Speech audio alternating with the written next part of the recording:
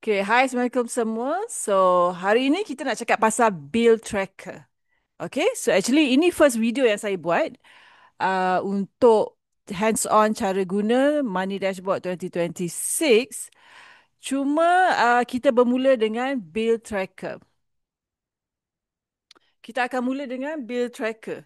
Jadi, kita bill tracker ni akan bantu Bill tracker ni akan bantu kita nampak semua bil kita dekat satu tempat dan konsep dia ialah kita tick bila kita dah bayar dan kira total berapa yang kita bayar. Okay?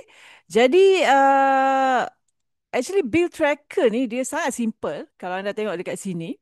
Alright, kita start dengan atas ni. Anda actually boleh pilih nak start bulan berapa. So for example, hari ni 8 hari bulan 12, kita mungkin akan start dengan cycle gaji kita yang next coming lah. So cycle gaji kita yang next coming, sekejap eh.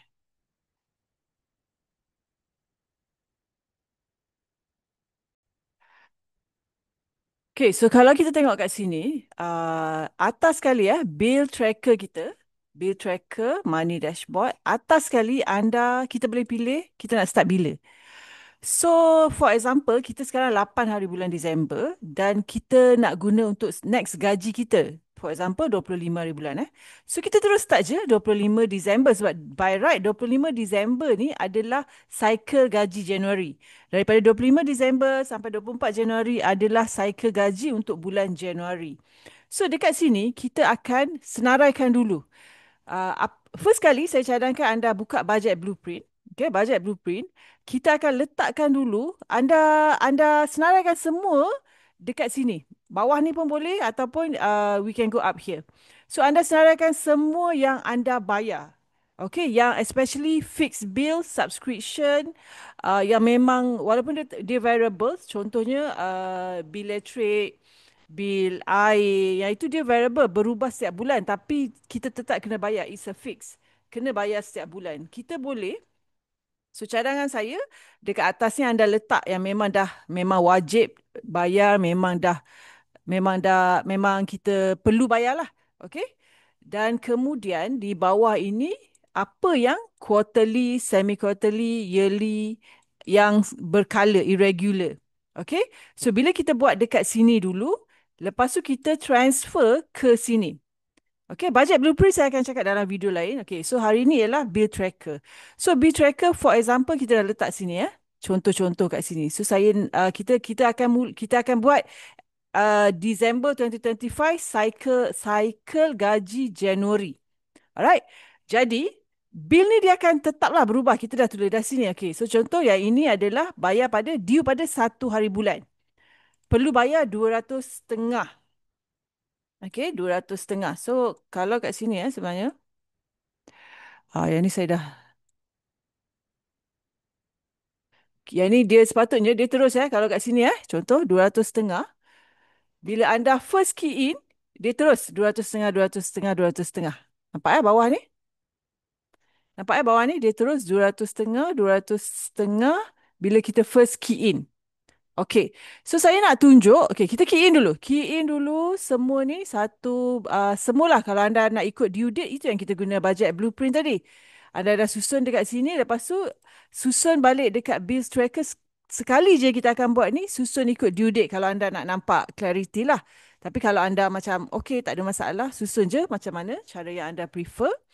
Dan saya nak tunjuk, okay, for example, kita dah susun tadi, loan rumah 1,300 sebulan, personal 880, Netflix 65. Okay, so yang ini ada something yang quarterly. Okay, cara kita nak guna, because saya nak buat bills tracker ni simplified. Kita ada example lain yang dia boleh appear sendiri, tapi kadang-kadang dia jadi lebih rumit. So, apa yang saya nak buat kat sini ialah, saya nak anda buat macam ni, IWK contohnya, anything yang quarterly, anda tulis dekat sini, quarterly dia bila? January, for this example, January, April, July, October. Bayar 100. So, by right, dia akan kat sini, dia akan macam ni. Quarterly, Jan, April tadi, July. So quarterly dia 66 kita katakan. So kat sini dia akan nampak semua 66. Okay, so apa yang kita nak buat ialah kita tengok, oh okay, sebenarnya untuk this bill, kita cuma bayar January, April, Julai. So, okay, ni December. So, December ni kita akan kosong. Kita tak perlu bayar. Kalau anda nak, anda boleh slash. Mana slash kita? Ah, ya ni. Anda boleh slash. Maksudnya tak perlu bayaran pada bulan tu. January ada 66, yes. February tak ada, kosong. Februari tak ada, kosong. Okay. March tak ada, kosong. Anda kosong, terus kosong je. Alright. So April ada, yes, 66. Okay, yang lain tak ada. So yang mana anda tak perlu bayar, quarterly tu anda kosongkan dia. Alright, anda kosongkan dia. Kalau anda nak strike ni, strike lah. Anda nak strike. Okay, up to you. Alright, jadi kalau saya suka strike dan kosong. Maksudnya memang no payment needed pada bulan itu. Alright, jadi itu kalau quarterly. Contoh pula semi-annual due April. Anda tulislah, kalau kat sini kita tulis contoh, tapi sebagai example-nya, apa yang bayar semi-annual? Cukai pintu. Okey. Taksiran. Okey. So tulislah cukai taksiran semi-annual. Tak payah tulis semi-annual. Just tulis SA ke contohlah apa-apa. So dia due April 555. Due April 555. Ni saya dah buat dah. So yang lain saya tinggalkan dia kosong. Supaya kita tahu no payment needed. Tapi April nampak. Sebab tu kita buat dashboard ni dia terus nampak macam ni. Ada dashboard yang dia keluar ikut bulan. So saya tak berapa suka yang tu. Because dari segi budgetingnya kita tak nampak. So sekarang kita nak nampak kat sini. Okay, bulan April coming. Terus nampak, wow, April ada extra 555. Ada banyak. Ada extra. March ada juga extra. Yang quarterly 200. Yang mana tadi ya? Quarterly April tadi ya. Ada. Ada kat sini. Alright. So kita nak nampak macam April ni sebenarnya banyak nak kena bayar. Macam tu. Alright. That's the reason behind it. Alright. So, okay. So yang lain sebagai contoh loan rumah. Biasa je. Setiap bulan 1,003. Due 15. So maybe bila anda dah masuk gaji 25 hari bulan. Sebab gaji kita Disember 25 kan. Gaji yang utama. Mestilah usually kita akan bayar semua bil yang besar dulu. Kita akan bayar bil yang besar. Ataupun kita maybe transfer kepada account yang dia akan auto debit later. So consider it's done. Dah bayar. Alright, dah bayar kat sini done. So example ni tadi pun 200 setengah done. Okay, saya nak tunjuk sebagai contoh ada orang dia kata okay, loan rumah saya nak bayar extra. Sebab saya dengar-dengar kalau saya bayar extra dia akan jadi lebih. Dia akan jadi kurang tenure loan yang saya kurang interest. So dalam kes ni kita nak record saya bayar extra. Instead of 1,003 saya bayar dia 1,500. So kat sini anda boleh edit. Anda boleh edit your own remarks. Dia tak ada masalah, tak ada isu dekat formula. So kat sini anda nampak, oh saya bayar 1,500. Instead of, sebenarnya saya kena bayar 1,300 tapi saya bayar 1,500. So you have your own notes dekat situ. Alright, what the reason why. The reason why tu you bolehlah buat another tab sendiri ke, things like that. Maybe dia okay. So, personal loan. Okay, anda bayar. Okay, saya nak tunjuk for example, okay, kejap yang itu dah clear, yang itu dah clear. So, monthly, quarterly, semi-annual, senang, simple Okay, for example, kita nak tunjuk kalau ada case, ada backdated Contohnya anda bayar yang loan creator ni, backdated Sekarang, katakan sekarang, nak senang kita buat ni Sekarang adalah January. Tapi anda backdated December lagi. So you need to catch up. So anda tengok kat sini sebenarnya December anda tak bayar. Tak ada tick. Okay, kita tick yang lain. Okay, kita tick yang lain. Tapi kita tak tick creator. Alright, so sekarang kita imagine dah January, dah masuk January. You need to pay, anda akan nampak kat sini. Okay, December yang lain semua dah bayar. Tapi ada satu backdated creator. Nampak tak? Backdated creator. So itu yang kita nak nampak dashboard ni, kita nak nampak dia macam tu. Kita nak nampak dia macam tu. So bila masuk January, yang lain semua dah tick. Tapi I did not tick kereta. Tak bayar ke, terlupa ke, ada backdated ke. So bila ada backdated, perhaps you want to catch up. So dekat sini, anda boleh letak anda boleh letak, mungkin anda nak bayar ekstra lah sebab anda nak catch up bulan lepas. Alright. So 999 anda bayar 1,500. So next month anda pun bayar lagi another 1,500. So actually dah catch up lah. Dah catch up. Nampak macam tu. So that is among the idea, antara idea yang anda boleh fikir bila anda guna bill tracker dashboard ni. Dia nampak simple sebenarnya.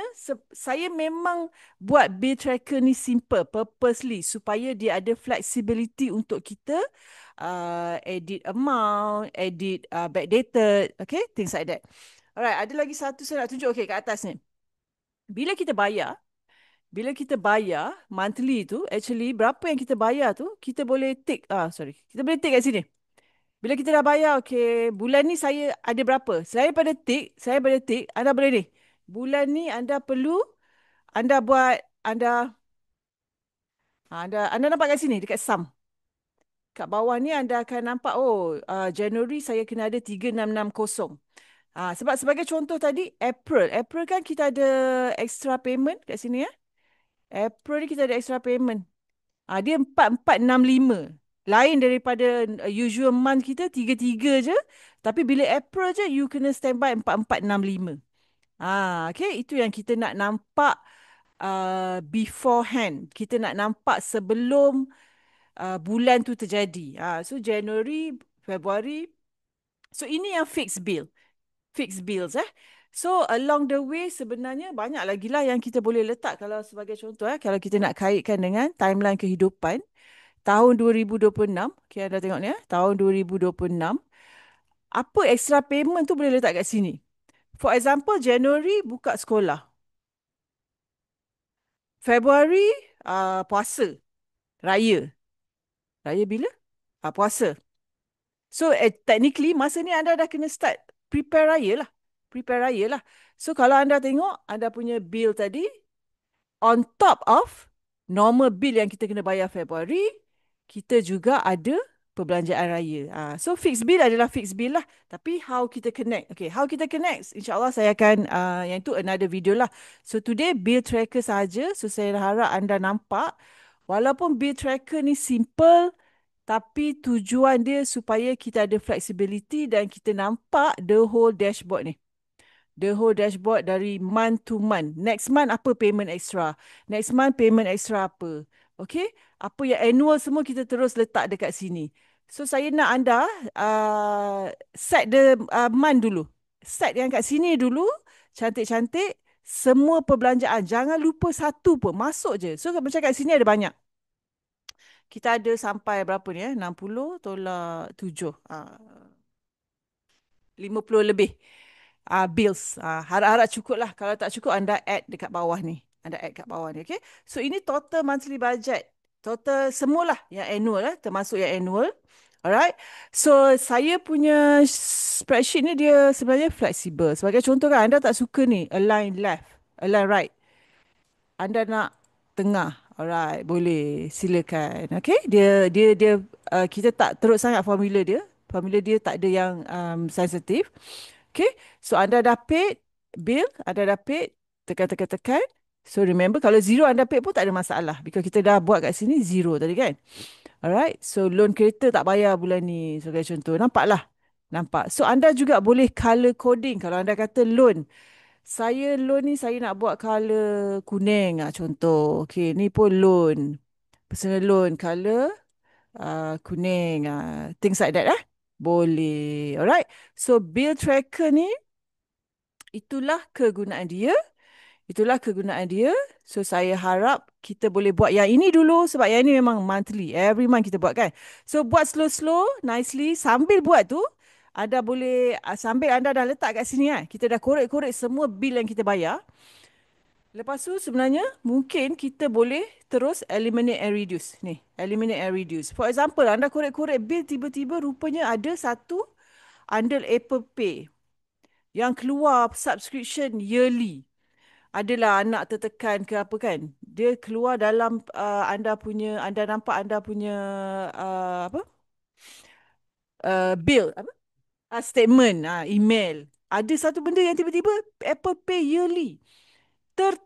terswipe dah terus credit card. So anda rasa macam ini sebenarnya tak perlu ni, dah tak perlu, dah tak relevan. Contohnya dah tak relevan. Mungkin whatever lah. So whatever bill. So apa Apple Pay Yearly ni sebenarnya itu yang kita nak eliminate and reduce. Eliminate and reduce. So the idea is actually kita senaraikan dulu kat sini. Dekat budget blueprint kita ni, kita senaraikan dulu semua. Boleh, boleh lah. Mana-mana pun boleh. Senaraikan dulu semua, letak, letak, letak. Lepas tu, can it be eliminate or reduce? For example, Netflix. Saya bayar, ya Allah, rupanya RM65 sebulan. Lepas tu macam bincang. Itulah dia kita nak bincang suami isteri. Okay, macam mana kita nak teruskan ke tak Netflix ni? Tak nak. Maybe apa solution dia? Maybe we go for Prime. Prime 25 sahaja sebulan. Netflix ni pun dah boring dah. Cerita dia sama je. So let's go for Prime bulan depan. Kita try. Things like that. Boleh? So, itu sahaja. Ada satu tadi yang kita buat. Okay, so sebagai contoh along the way, you dah macam example ni you dah tiba-tiba you cancel. Sampai Mei, you cancel. So, itulah tadi yang idea dia ialah you, macam tu. Cancel kalau you still want it there. Kita letak je sebab kita nak nampak data. Cancel, lepas tu tukar dia jadi zero. Tukar dia jadi zero. So dalam kita punya, bila kita tengok kita punya dashboard ni, kita tahu, oh Netflix ni dulu ada, half year ada. And then we cancel it. Because kita eliminate and reduce expenses. So itu saja basic macam mana nak isi bill tracker. So insyaAllah saya akan letak more sharing nanti untuk tab yang lain. Okay?